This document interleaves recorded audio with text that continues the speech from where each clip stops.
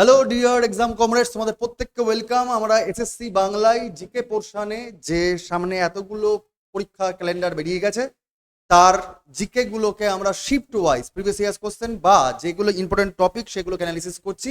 তো আজকে তার নেক্সট এপিসোড নিয়ে চলে এসেছি, যেখানে আমরা ক্লাস 4 নম্বর ক্লাস, যেখানে আমরা সামনে যে SSC CGL HS level MTS stenographer GD কিংবা ফিজের এক্সামগুলো রয়েছে সেগুলোকে এবার কিন্তু আমরা এসএসসি বাংলায় ঠিকঠাক করে জিএস পেপার নেই সে কথা কিন্তু আর বলতে পারবে না। সুতরাং যারা এখনো প্রথমবারের জন্য দেখছো তারা কিন্তু ডেসক্রিপশন বক্সে দেখো লিঙ্ক দেওয়া আছে টেলিগ্রাম গ্রুপের, জয়েন করে যাও, ওখানে সমস্ত নোটপত্র তোমরা পেয়ে যাবে এবং ক্লাসগুলোকে চলো র্যাপিড রিভিশন করে নিই এবং বুঝে নেওয়ার চেষ্টা করি যে কোন ধরনের টপিকগুলো বারবার করে দিচ্ছে। চলে আসে প্রথম কোশ্চেন কি দেওয়া আছে sir? What is the length of Indian railways network according to railway yearbook 2019-20? এসএসসির কোশ্চেন স্যার, রেলের ইয়ারবুক থেকে। রেলের ইয়ারবুক 2019-20-তে ভারতীয় রেল নেটওয়ার্কের দৈর্ঘ্য কত? আমাদের যেমন ভারত সরকারের বিভিন্ন দপ্তর থেকে যে ইয়ারবুক প্রকাশ হয় সেখানে ইন্ডিয়ান রেলওয়ে থেকে যে ইয়ারবুক বেরিয়েছে সেখানে কত দৈর্ঘ্য ছিল?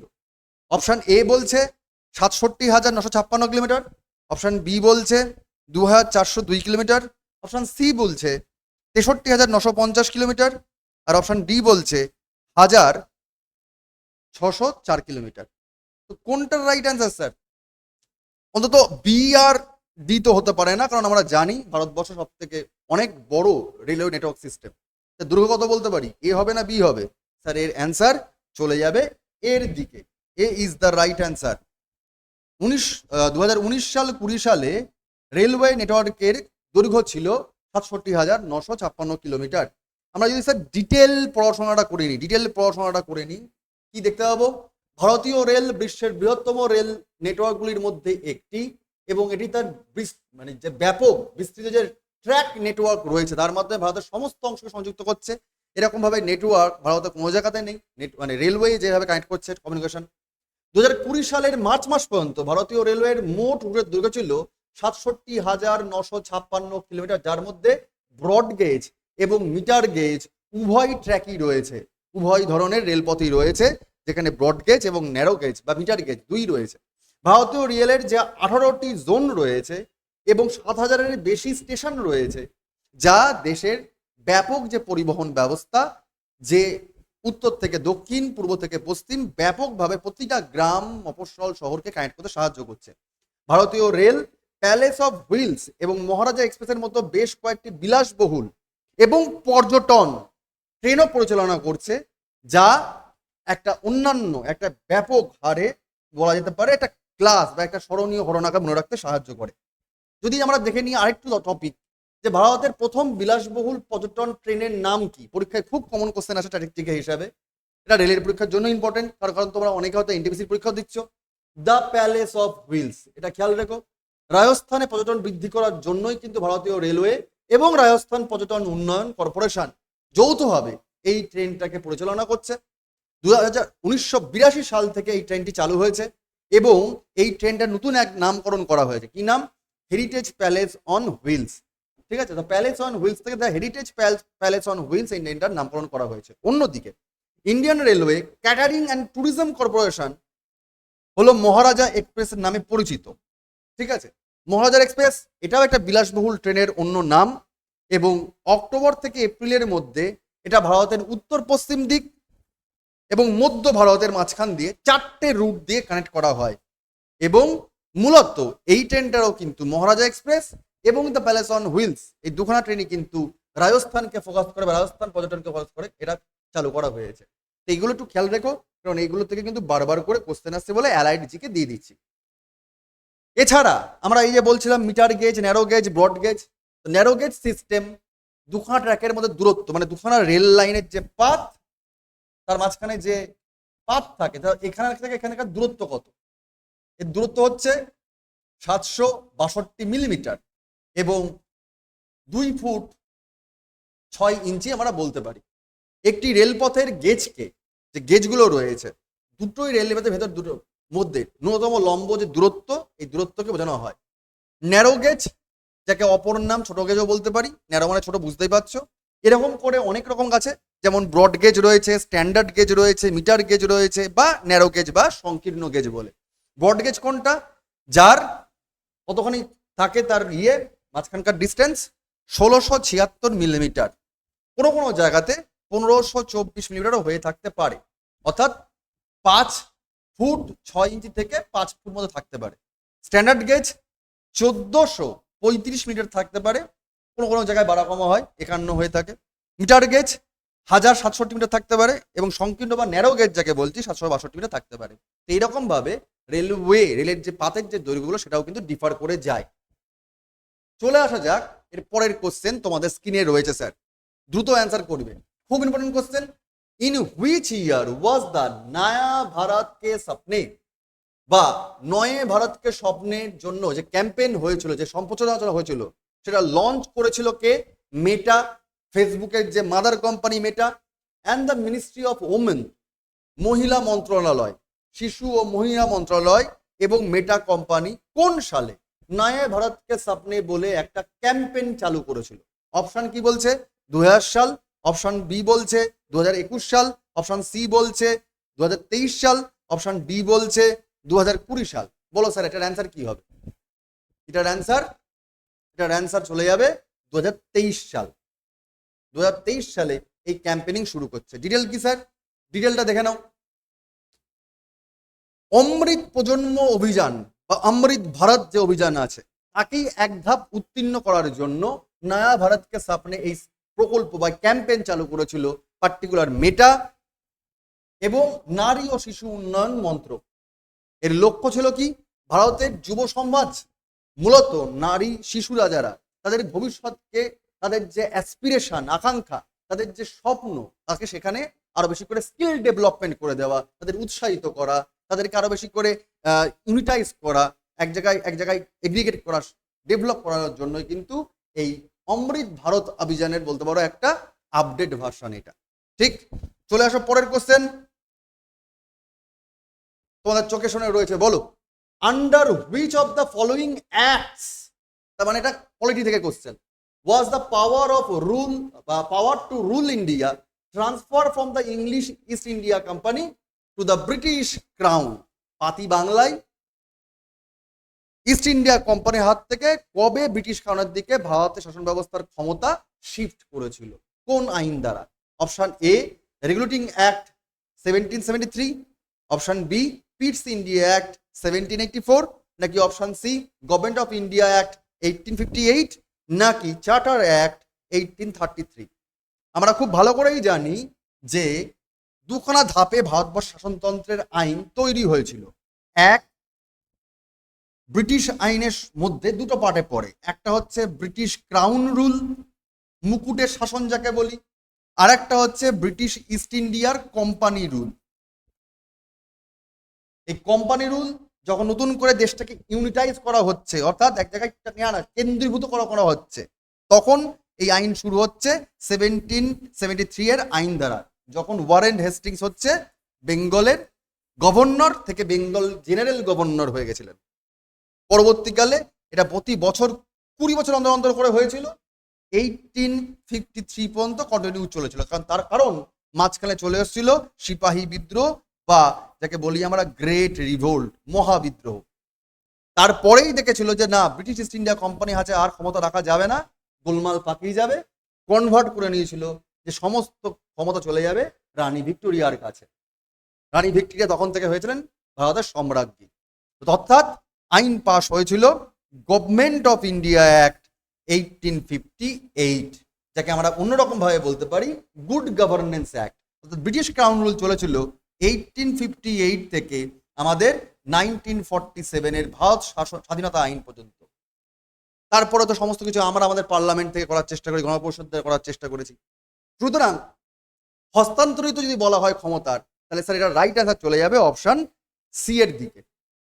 ঠিক, right answer government of India act, Bharat শাসন আইন বা ভারত সরকার আইন অ্যাক্ট 1858 সাল। 2রা আগস্ট, তারিখটা মনে রাখবে, 2রা আগস্ট 1858 সালে ব্রিটিশ পার্লামেন্ট কর্তৃক এই আইনটা পাশ করা হয়েছিল। তৎকালীন যে যুক্তরাজ্য অর্থাৎ ইউকে, তার প্রধানমন্ত্রী লর্ড পামারস্টন, এনার নাম আচমকা যদি পরীক্ষায় আসে যে এই আইনটা পাশ করার সময়, তৎকালীন সময় ইংল্যান্ডের প্রধানমন্ত্রীর নাম কি? মনে রাখবে লর্ড পামারস্টন। ভারত সরকার কর্তৃক ইস্ট ইন্ডিয়া কোম্পানির কাছ থেকে, মানে ভারতের যে ইস্ট ইন্ডিয়া কোম্পানি তখন মালিকানা ছিল তার থেকে ক্ষমতা কেড়ে নিয়ে ক্রাউনের কাছে ক্ষমতা হস্তান্তরের একটা বিল প্রস্তাব করেছিলেন। তো কার সময় হয়েছিল? লর্ড পামারস্টনের সময়। বাদ বাকি জিনিসগুলো তোমরা তাদের বলে দেওয়া আছে বা তোমরা নিজেরাও জানো। পামারস্টনের নাম তোমরা খেয়াল রাখবে। চলে আসুন নেক্সট কোশ্চেনে আমাদের, সেটা কি? Which of the following countries won the first men's Asian Hockey Championship trophy? নিচের কোন দেশ প্রথম পুরুষদের এশিয়ান হকি চ্যাম্পিয়নশিপ ট্রফি জিতেছে? স্ট্যাটিক জিকের question. Option A Japan, option B China, option C Pakistan, নাকি অপশন ডি ইন্ডিয়া? কোন দেশ প্রথমবারের জন্য এশিয়ান হকি চ্যাম্পিয়নশিপ ট্রফি জয়লাভ করেছে? দ্রুত বলো স্যার অ্যান্সার কমেন্টে। Answer India is the right answer. India is the right answer. Detail গ্রিং স্যার কি? 2011 সালে ভারত প্রথম পুরুষদের এশিয়ান হকি চ্যাম্পিয়নশিপ ট্রফি জিতেছিল এবং এই টুর্নামেন্টটা চীনের ওরডসে অনুষ্ঠিত হয়েছিল এবং এইখানে পাকিস্তান, জাপান, মালয়েশিয়া এরকম বেশ কিছু দেশ এশিয়ান কান্ট্রি তারা পারফর্ম করেছিল, কিন্তু ফাইনাল ম্যাচে ভারত পেনাল্টিতে জিতে গেছিল। কাকে হারিয়েছিল? পাকিস্তানকে। তো এইগুলো একটু খেয়াল রাখতে হবে। এশিয়ান হকি চ্যাম্পিয়নশিপ শুরু হয়েছিল এশিয়ান দলগুলোকে নিয়ে এবং এশিয়া মহাদেশের যাতে খেলার উন্নয়ন বাড়ে তার সেই লক্ষ্যমাত্রাকে নেকে। ঠিক আছে, এগুলোকে একটু খেয়াল রেখো, তাহলেই হবে। পাকিস্তানকে হারিয়েই কিন্তু তারা এই পেনাল্টিতে জিতে গেছিল। তো ইন্ডিয়া 2011 সালে এটা প্রথম জিতেছিল। ঠিক। আচ্ছা, আবার মনে রাখতে হবে ভারতীয় পুরুষ হকি দল 2024 সালে এই এশিয়ান হকি মেন্স হকিতে চীনকে ফাইনালে হারিয়েছে 1-0 গোলে। ঠিক আছে, এটাও কারেন্ট অ্যাফেয়ার্স, এটা খেয়াল রেখো। স্ট্যাটিক জিকের সঙ্গে কারেন্ট অ্যাফেয়ার্সটা খেয়াল রাখতে হবে। চলে আসো পরের কোশ্চেন, খুব ইম্পর্টেন্ট কোশ্চেন। বারবার বিভিন্ন চাকরির পরীক্ষা, বিশেষ করে এসএসসি পরীক্ষা এই কোশ্চেনটা রিপিট কোশ্চেন আসে।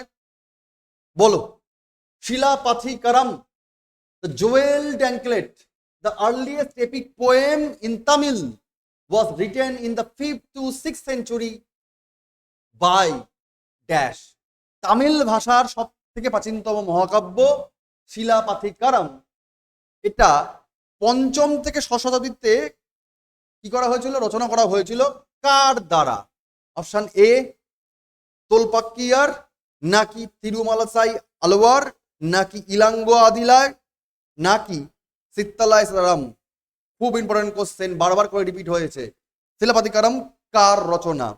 সিম্পল কোশ্চেন স্যার, এর অ্যান্সার হচ্ছে সি, ইলাঙ্গো আদিগাল। ডিটেলটা দেখে নাও স্যার। শিলাপাথিকারাম তামিল ভাষায় রচিত একটি সাহিত্যকর্ম। তামিল জনের কাছে কাটে এটি সম্মানের সাথে পালন করা হয়, যদিও এটা একটা মহাকাব্য।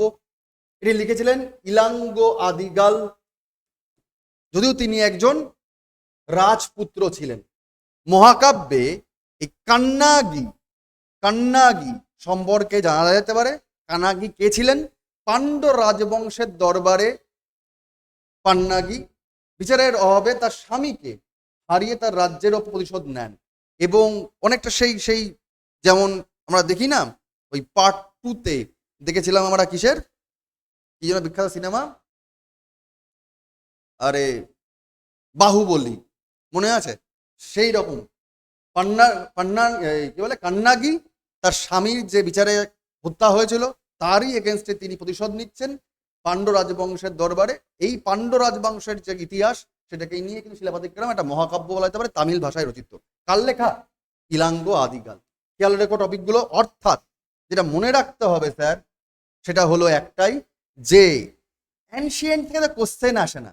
অনেক ছেলেপুলে আছে সিজিএল মানে শুধুমাত্র অঙ্ক, শুধুমাত্র ইংরাজি। ঠিক আছে, জিএস পেপারে কিভাবে রেজাল্ট হারায়, যারা কোর লেভেলের স্টুডেন্ট তারা বোঝে যে জিএস পেপারও পাস করতে হবে, নাহলে কেতন হয়ে যায় প্রতি বছর। তো ভাই ইন্ডিয়ান যে অ্যানশিয়েন্ট হিস্ট্রি আছে কোর লেভেলের কোশ্চেন দেয়, শুধু মডার্ন লেভেলের কোশ্চেন দেয় তা নয়, এবং পার্টিকুলারলি অ্যানশিয়েন্ট হিস্ট্রির সাউথ ইন্ডিয়ান পোর্শন থেকেও কিন্তু কোশ্চেন আসছে। আমি তোমাদের শুধু তুলে ধরার চেষ্টা করছি এটা, যে সাউথ ইন্ডিয়ান হিস্ট্রি বা এই কোর জায়গাগুলোর থেকে কোশ্চেন আসে। বেশি নকরা জকরা করো না, ডেপ থেকে কিন্তু কোশ্চেন আসতেই পারে। যদি তোমার বলে দেয় যে কার গল্প জানা যায়, কান্নাগির সাথে জানা যায়, অ্যাবাউট কান্নাগি, তো কোশ্চেন প্যাটার্ন পাল্টাতে পারে। ডিটেলটা পড়ে নাও বাবা। চলো পরের কোশ্চেন তোমাদের স্ক্রিনে রয়েছে। Pradhan Mantri Gramin Awas Yojana, the cost of unit assistance is shared between central and state government in the ratio dash in plains areas. অর্থাৎ সমতল অঞ্চলগুলোতে, সমভূমি অঞ্চল ভারতবর্ষের যেখানে, সেখানে কেন্দ্র এবং রাজ্য সরকারের মধ্যে যে প্রধানমন্ত্রী গ্রামীণ আবাস যোজনার মাধ্যমে যে টাকার অনুপাত ভাগ করে নেওয়ার আছে, সেই অনুপাতটা কত? অপশন এ 30:70, নাকি অপশন বি 90:10, নাকি অপশন সি 60:40, নাকি অপশন ডি 40:60? দ্রুত অ্যান্সার করে জানাও, দ্রুত অ্যান্সার করে জানাও স্যার। কি হবে অ্যান্সার? খুব সিম্পল। যারা একটু গভর্নমেন্টের স্কিমগুলোকে নিয়ে আপডেট রাখে, দেখো ইকোনমিক্স বলতেই লোকজন বলে যে স্যার স্ট্যাটিক লেভেলে পড়তে হবে, বেসিক কিছু স্ট্যাটিক লেভেল পড়তে হবে, যেমন আমাদের ন্যাশনাল ইনকাম, যেমন আমাদের জিডিপি, যেমন আমাদের পাবলিক ফিনান্স, তার থেকে আবার ফিসকাল পলিসি, মনিটারি পলিসি, ঠিক আছে? এই বেসিক জায়গাগুলো বা ইনফ্লেশন, এই কনসেপ্টগুলো যদি ক্লিয়ার থাকে, তারপরে শুধুমাত্র ওই স্পেসিফিক কতগুলো জায়গা যেমন এগ্রিকালচার, এবার এগ্রিকালচার ইন্ডাস্ট্রি এগুলো তোমরা ভূগোলেও পড়ে থাকো, সুতরাং তার আপডেট জানতে হবে। তো অর্থাৎ গভর্নমেন্ট স্কিমস, তার কারেন্ট অ্যাফেয়ার্স দেখে যেতে হবে, সেটাই তোমার পরীক্ষার জন্য ইম্পর্টেন্ট। তো 60:40 হচ্ছে রেশিও। ডিটেলিং যদি জেনে নিই আমরা, কি জানবো স্যার? প্রধানমন্ত্রী আবাস যোজনা 2022 সালের মধ্যে সকলের জন্য আবাসনের লক্ষ্য অর্জনের জন্য যে আগে পূর্ববর্তী যে গ্রামীণ আবাস যোজনা প্রকল্প ইন্দিরা আবাস যোজনা ছিল, সেটা 1 এপ্রিল 2016 তারিখে প্রধানমন্ত্রী আবাস যোজনা গ্রামীণ বা PMAYG পুনর্গঠিত হয়েছিল। এই প্রকল্পটি গ্রামীণ উন্নয়ন মন্ত্রক দ্বারা চালু করা হয়েছে। এই প্রকল্পের লক্ষ্য হলো 2022 সালের মার্চ মাসের শেষ নাগাদ গৃহহীন বা কাঁচা বা জরাজীর্ণ বাড়ির যেন কেউ না থাকে, যাতে সবারই যে বেসিক অধিকার, মৌলিক সুযোগ সুবিধা যেগুলো থাকা দরকার, একটা পাকা বাড়ি সেটা প্রদান করা যায়। দারিদ্র সীমার যারা নিচে রয়েছে বসবাসকারী গ্রামীণ মানুষদের, যারা বিপিএল শ্রেণীভুক্ত, তাদেরকে আবাসন দেওয়ার জন্য এই প্রকল্প। এবং এই প্রকল্পের সুবিধাভোগী কারা? সেটা হচ্ছে এসসি এবং এসটি যুক্ত লোকজন, বা যারা একদম ওপেন বন্ডেড লেবার বা নন এসসি এসটি সম্প্রদায়ের মানুষ যুক্ত, অর্থাৎ বা যুদ্ধে নিহত প্রতিরক্ষা কর্মীদের বিধবা বা নিকটাত্মীয় যারা আছেন, বা প্রাক্তন সৈনিক বা আধা সামরিক বাহিনীর অবসরপ্রাপ্ত সদস্য, বা প্রতিবন্ধী মানুষ বা সংখ্যালঘু, প্রত্যেকে এই সুবিধার হচ্ছে কিন্তু অন্তর্ভুক্ত বা সুবিধাভোগী মানুষজন। 3 পর্যায়ের বৈধতার মাধ্যমে সুবিধাভোগী নির্বাচন করা হয়। অর্থাৎ একটা দেখা হয় তোমার সোশিও ইকোনমিক কন্ডিশন, বা যে পার্টিকুলার যে আদমশুমারি আছে সে অনুযায়ী পারফর্ম করা হয়। গ্রাম সভা বা পার্টিকুলার যে জিও ট্যাগিং আছে তার মাধ্যমে করা হয়ে থাকে। এর মাধ্যমে পার্টিকুলারলি রাজ্য সরকার, কেন্দ্র সরকার 60:40 অনুপাতে কিন্তু এই অনুদানটা দিয়ে থাকে। যদি ভারতবর্ষের পূর্বাঞ্চলের রাজ্য হয়ে থাকে, পূর্বাঞ্চল উত্তর পূর্বের রাজ্য হয়, তখন কিন্তু এটা 90:10 অনুপাতে হয়ে যায়। পাহাড়ি অঞ্চল এবং পূর্বাঞ্চলের দিকে কিন্তু 90:10 হয়, যেহেতু সমতলীয় অঞ্চল বলেছে, তাই 60:40 হচ্ছে কারেক্ট অ্যান্সার। ঠিক, চলো আমরা চলে আসি পরের কোশ্চেন, 7 নম্বর কোশ্চেন। যারা অ্যান্সার করে ফেলি, আমাদের দ্রুত হয়ে যাবে, র্যাপিড রিভিশন। আকবরের রাজত্বকালে রাজস্ব মন্ত্রী কে ছিলেন? Who was the revenue minister during the reign of Akbar? Option A Todarmal, option B Abdul Rahim, option C Mulla Dopiyaza, নাকি অপশন ডি তানসেন? কি হবে স্যার? একদম বেসিক কোশ্চেন, এগুলো একদম বেসিক কোশ্চেন স্যার। অ্যান্সার কি হবে? Todar Mal. Todar Mal is the right answer. এবার এই কতগুলো ফ্ল্যাট কোশ্চেন দিয়েই দেয়, যেটা সবাই পারবে। তাড়াহুড়ো করতে গিয়ে অনেক আবার ভুল করে ফেলো, সেই ভুলগুলো করো না। কি স্যার গল্পটা? আকবরের শাসনকালে রাজা টোডরমল মুঘল সাম্রাজ্যের অর্থমন্ত্রী ছিলেন। তিনি ছিলেন আকবর দরবারের নবরত্নদের মধ্যে একজন। জাকাত ব্যবস্থা তিনি চালু করেছেন। টোডরমল আকবরের অর্থমন্ত্রী ছিলেন। শুধু তাই নয়, তিনি 1570 থেকে 1580 সালের মধ্যে 10 বছরের জন্য চাষকৃত মানে চাষ দ্বারা কৃষিজ ফসল যেগুলো আছে এবং মূল্য, বাজারে অর্থমূল্য কম দাম যদি বৃদ্ধি না হয় সেইগুলো কিন্তু তিনি ঠিকঠাক করে, মানে ইনফ্লেশন রেট মাপামাপি করেছিলেন। কর ব্যবস্থার সে সময়ের নাম ছিল কি? দাহশালা। এবং এই ব্যবস্থায় প্রতিটি প্রদেশ, প্রতিটি মানে রাজ্য আর কি, প্রভিন্স, প্রতিটি ফসলের জন্য নিজস্ব রাজস্ব হার সহ রাজস্ব বৃত্তে বিভক্ত ছিল, অর্থাৎ বিভিন্ন প্রভিন্সে বিভিন্ন যে কৃষিজ ফসল ছিল সেই ফসলগুলোর উপর আলাদা আলাদা করে রেট ছিল ট্যাক্সের। তাকেই বলা হতো কি দাহশালা। এর ভিত্তিতে প্রতিটি ফসলের ওপর নগদের কর নির্ধারণ করা হয়েছিল এবং সেখান থেকে যেমন আমরা এখন বলি কি মিনিমাম যে প্রাইস রয়েছে, যেটা আমরা বলে থাকি এমএসপি, আমরা বলি মিনিমাম সেলিং প্রাইস, এমআরপি বলে থাকি, ঠিক সেরকম ভাবেই তখন কিন্তু ইনফ্লেশন রেট মাপামাপি করার চেষ্টা করা হয়েছিল। আকবরের সময় অন্যতম রত্ন তিনি হচ্ছেন রাজা Todar Mal, finance minister of Akbar court. আবার স্যার ক্লাইমেট থেকে বা ভূগোল থেকে কোশ্চেন কি, হট লোকাল উইন্ড স্পেসিফিক করে দিয়েছে, হট লোকাল উইন্ড স্থানীয় বাতাস, basic question hot wings, hot local winds বলেছে that flows over north India, উত্তর ভারতে প্রভাবিত হয়, ইন সামার গরমকালে, ইজ নোন অ্যাজ, তাহলে গ্রীষ্মকালে উত্তর ভারতের ওপর দিয়ে প্রভাবিত যে গরম স্থানীয় বাতাস তার নাম কি, পুরগা নাকি লু নাকি চিনুক নাকি ম্যাঙ্গো শো, কোনটি? উত্তর ভারতের ওপর থেকে আমরা কি জানি স্যার, বেসিক কনসেপ্ট আমরা খুব ভালো করেই জানি যে যখন দিনের বেলা হয়, যখন সান থাকে, সেই সময় কি হয়, স্থল থেকে গরম বাতাস চলে যায় সমুদ্রের দিকে, আর সমুদ্র থেকে ঠান্ডা বাতাস আসে স্থানের দিকে, অর্থাৎ কন্টিনেন্টের দিকে, ঠিক আছে। কিন্তু যখন রাতের বেলা, যখন মুন টাইম, নাইট টাইম, তখন কি হয়, এই যে ঠান্ডা বাতাসটা স্থল থেকে চলে যায় সমুদ্রের দিকে, আর সমুদ্রের জল যেটা গরম থাকে সেটা আস্তে করে সেই গরম হাওয়া ছেড়ে দেয় স্থানের দিকে, অর্থাৎ কন্টিনেন্টের দিকে। এই চক্রের মাধ্যমে লোকাল স্থানীয় উত্তর ভারতের যে বাতাস বয় তাকে আমরা কি বলি, পুরগা, লু, চিনুক নাকি ম্যাঙ্গো শো? দুটো বলো স্যার অ্যান্সার কি হবে? সিম্পল, এর অ্যান্সার লু। লু ইজ দ্য কারেক্ট অ্যান্সার। লু নাকমুখ জ্বলে যায়, অবস্থা খারাপ করে দেয়, যখন প্রখর সূর্যতাপ থাকে ভারতের উত্তর ভারতবর্ষের দিকে, তখন কিন্তু আমরা এই লু দেখতে পাই। ম্যাঙ্গো শাওয়ার আমরা দেখতে পাই দক্ষিণ পশ্চিম এই দিকটা, অর্থাৎ গোয়া কর্ণাটক রিজিয়নের দিকে। আমরা ব্লুজম শাওয়ার দেখতে পাই পার্টিকুলার তামিলনাড়ু ওই অঞ্চলটাতে, বা কেরালা অঞ্চলটা বলা যেতে পারে পার্টিকুলার। আমরা পশ্চিমবঙ্গ এই অঞ্চলে দেখতে পাই কি কাল বৈশাখী, আর আসাম অঞ্চল দেখতে পাই বরদোলাই চাহারা, বরদোলাই দেখতে পাই। তো এই নামগুলো কিন্তু এই সময়কালের মধ্য দিয়েই হয়, একই সময় হয় গরমকালে।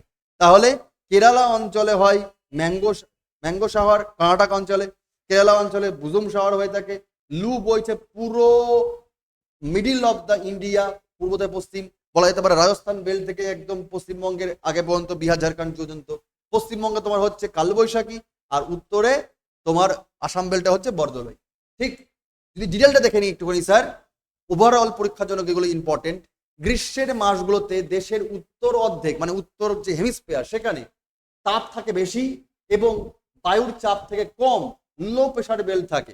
ন্যাচারালি পাঞ্জাব, হরিয়ানা, পূর্ব রাজস্থান এবং উত্তরপ্রদেশে মে মাস জুড়ে সন্ধ্যায় ধূলিঝড় হয়, ঠিক আছে। গরম হওয়ার ফলে সৃষ্ট কিছু স্থানীয় জ্বর রয়েছে, বেশ কিছু স্থানীয় জ্বর রয়েছে, যেগুলো আমি ডিটেলের নামগুলো বলছিলাম।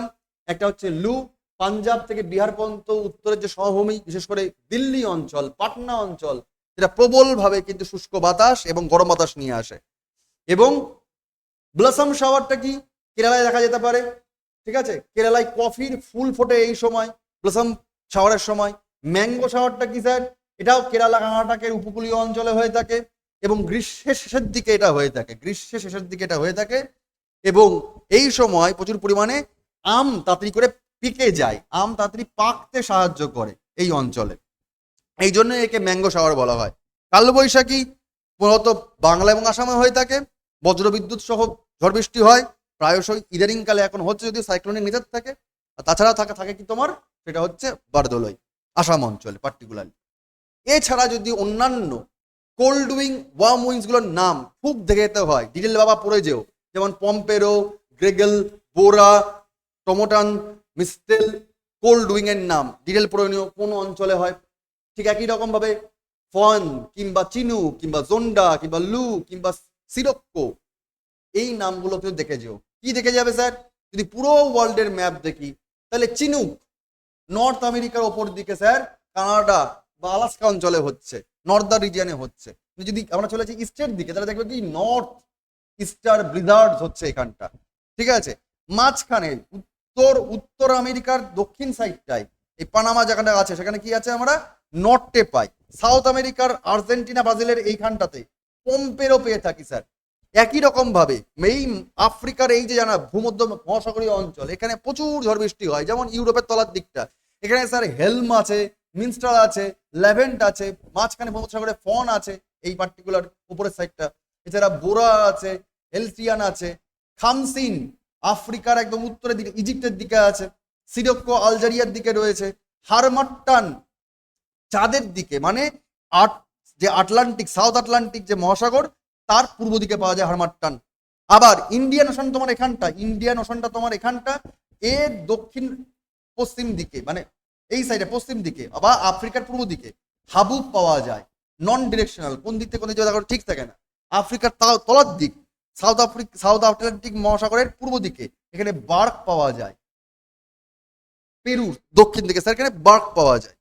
আচ্ছা যদি চলে আসো অস্ট্রেলিয়ার বেল্টে তলার দিকে স্যার এখানে পাওয়া যায় ব্রিক ফিল্ডার, অথবা সাউথের দিকে তো পাওয়া যায় সাউদার্লি, ঠিক আছে।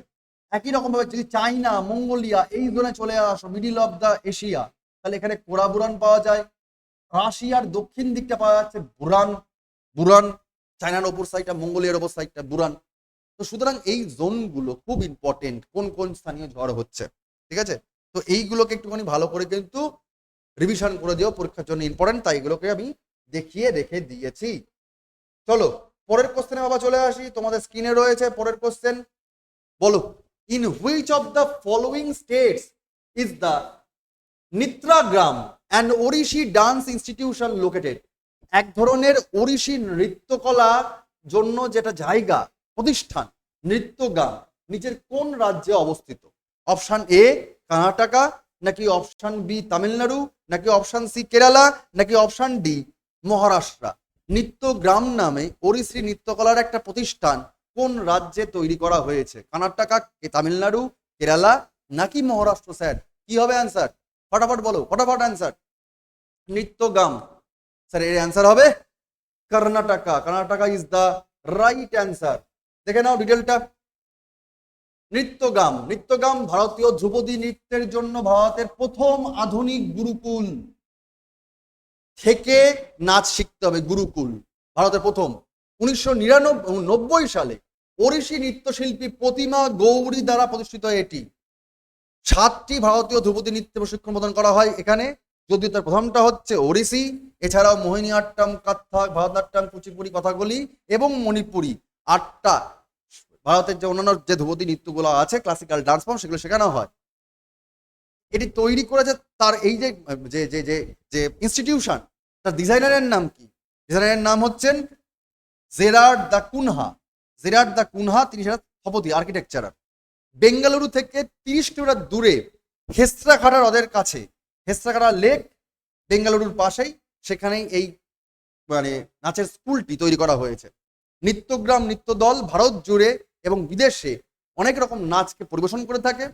পেশাদার নৃত্যশিল্পী এবং শিক্ষক হওয়ার জন্য 6 থেকে 7 বছরের প্রশিক্ষণ দেওয়া হয়। অর্থাৎ প্রফেশনাল ডান্সার বা যদি ডান্সের যদি টিচার হওয়ার দরকার পড়ে তাহলে এখানে গুরুকুল থেকে কে পড়াশোনা মানে নাচ শিখে কিন্তু এই ক্লাসিক্যাল ডান্সগুলো পারফর্ম করা হয়। তৈরি করেছিলেন কে? মনে রাখতে হবে, খুব ইম্পর্টেন্ট নামটা মনে রাখবে বাবা, প্রতিমা গৌরী এটি তৈরি করেছিলেন। কি নাম? বেঙ্গালুরুর পাশে হেস্ত্রাখাড়া হ্রদের তীরে তৈরি করেছিলেন এই পার্টিকুলার নৃত্যগ্রাম নাচের ইনস্টিটিউট, যেটা মূলত ওড়িশি ডান্স ফর্মের জন্য বিখ্যাত। এছাড়াও অন্যান্য ডান্স ফর্ম করা হয়। কত সালে? 1990 সালে। অফবিট টিজিকে, অফবিট স্ট্যাটিক জিকে, এগুলো খেয়াল রাখতে হবে, টিজিকে বা স্ট্যাটিক জিকে বলি আমরা। অ্যান্ড আজকের লাস্ট কোশ্চেন তোমাদের জন্য, চলো চেষ্টা করো পারো কিনা। At which Olympic was Kho-Kho featured in an exhibition in the main stadium? কোন অলিম্পিকে খোখো খেলা মূল স্টেডিয়ামে প্রদর্শিত হয়েছিল? কোন বছর অলিম্পিকে খোখো খেলাকে মূল স্টেডিয়ামের সামনে নিয়ে আসা হয়? অপশন এ 2008 সাল, নাকি অপশন বি 2016 সাল, নাকি অপশন সি 1932 সাল, নাকি অপশন ডি 1936 সাল? বলো স্যার এর অ্যান্সার কি হবে? চেষ্টা করো। খোখো খেলা কবে প্রদর্শিত হয়েছিল অলিম্পিকে মূল স্টেডিয়ামে এসে? অ্যান্সার স্যার 1936 সাল। কি স্যার রিডেলটা? 1936-এ বার্লিন অলিম্পিকে খোখো খেলা প্রদর্শিত হয়েছিল। ঠিক আছে, বার্লিন অলিম্পিক 1936 সালে এটা প্রদর্শিত হয়েছিল।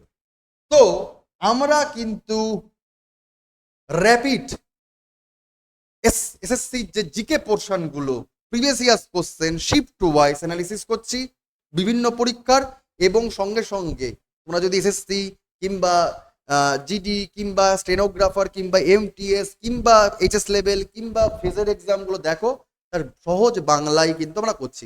আর কি কি এসএসসি জিনিস করতে পারলে ভালো হয়, তোমাদের উপকার হয়, অবশ্যই কমেন্টে একটু বাবা জানিয়ে দাও।